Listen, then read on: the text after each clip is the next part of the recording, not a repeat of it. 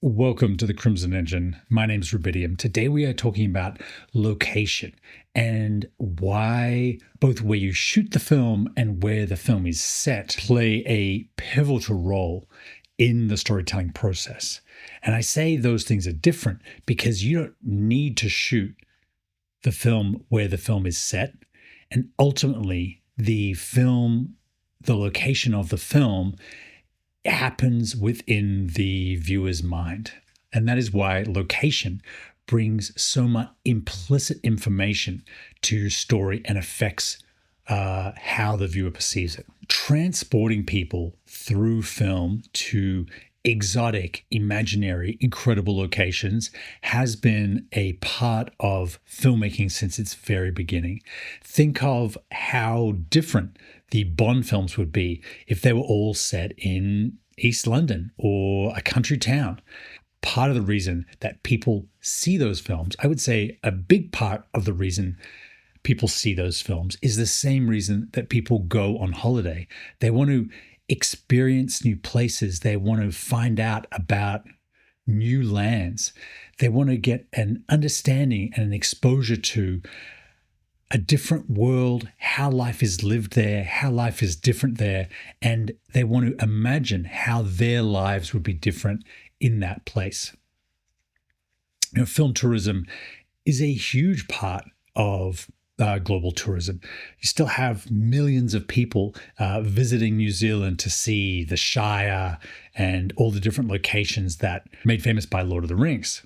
Shooting Dr. No in Jamaica set the tone for the entire Bond franchise to come, in that it was an exotic, adventurous location. And this is because Ian Fleming wrote the James Bond novels in Jamaica at his residence Goldeneye, which I've been to, and still retains a lot of the glamour and the exclusiveness and the sense of adventure that Fleming put into his novels, and that directors and producers have since tried to capture with the films and bring to a much wider audience. One of the most powerful ways to use location in film, even if you don't shoot in those locations, is because it gives so much more context to the scenes that you're shooting.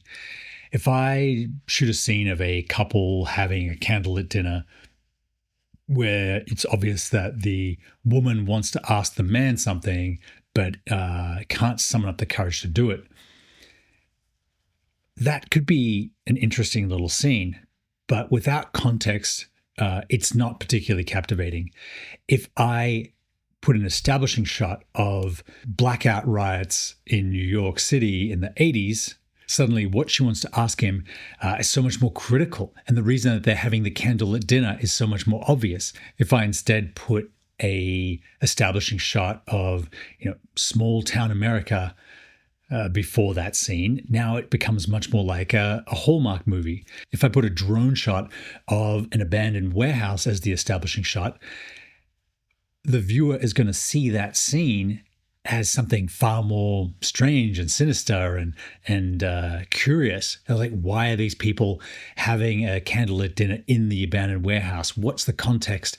Our mind is going to search for the answers that we haven't been given and imbue that scene with so much more interest. You notice in none of these examples did I actually shoot the candlelit scene in one of those locations. I just used the power of filmmaking to introduce a scene with an establishing shot. The true location happens in the mind of the viewer. They're the ones who are placing this scene in this new exotic context. In fact, when I was in Puerto Rico recently, I discovered that a lot of the movies set in other Caribbean islands are shot in Puerto Rico because it's so much safer there. It's easy to travel there. You don't need permits to get in gear. You don't need work permits. It's all US citizens. So a lot of movies set in Jamaica, even South America, Colombia, are shot in Puerto Rico. Often you have this disconnect where people go to countries where the movie is set and find that the country itself is much different, and that the There was just a fictional version that the filmmakers had created somewhere else or even on a soundstage. This is going to get even more pronounced with AI, where you can generate any type of location that you want, real or imagined, and modify easily any existing location with a text prompt or a click of a button. And so we have to be careful that we don't push the suspension of disbelief of the audience too far and risk them disengaging with the story we're trying to tell because the reality of the story doesn't feel real enough. This isn't that different to shooting on a soundstage, which movies have done since time immemorial. The difference is when you shoot on a soundstage, you have to make real windows, real doors, real things, real props. And with VFX, especially bad VFX, that reality falls apart and it fractures this continuity that the viewer is making in their own head. A great location doesn't say too much. It doesn't take you on a in-depth, street-by-street, room-by-room tour of everywhere that you go. A great location teases and leaves a lot to the imagination. It allows the viewer to do the heavy lifting of building out this world, but we as filmmakers need to put enough in there to make the location come to life. A great example of this is Gotham City, as shown in the numerous Batman TV shows, movies. You can really see when a director has taken the time to make Gotham feel like a real place. It's like a big city, but worse. And when they take shortcuts and just use existing streets and just sort of try and get away with as much as they can, the city never feels dangerous or real. It just feels like a backlot. It always seems too clean. I always think that the mark of a great location in a film is that the location itself is having an effect on the characters. It might be a corrupting influence. It might be pushing them to act a certain way or be a certain type of person or make a certain choice.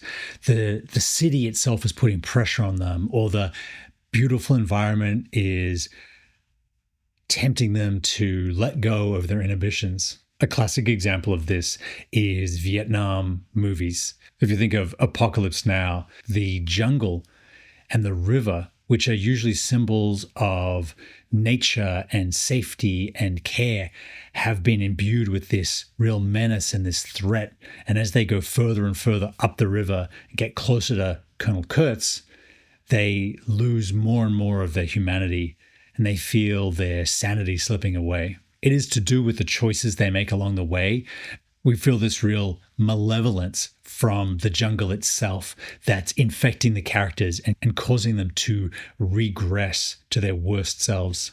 You could compare this unfavorably with Megalopolis, Francis Ford Coppola's more recent film, where the city that the characters exist within and influence feels totally unreal. It's absolutely a nowhere place with nothing there. It's all but impossible to believe is it somewhere that's affecting its characters, because the whole premise and world of the film is so paper thin and full of these terrible visual effects. We, the audience, want to be transported. We want to go to interesting locations that we haven't been before.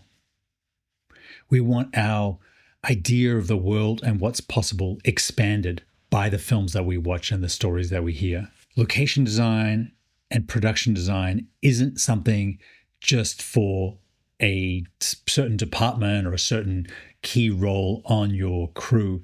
It is really at the heart of the storytelling, and your location, your setting for your movie should be a leading character in the stories that you tell. There's so much potential there for it to affect and influence the story, the way that it's told, and the effect that it has on the viewer.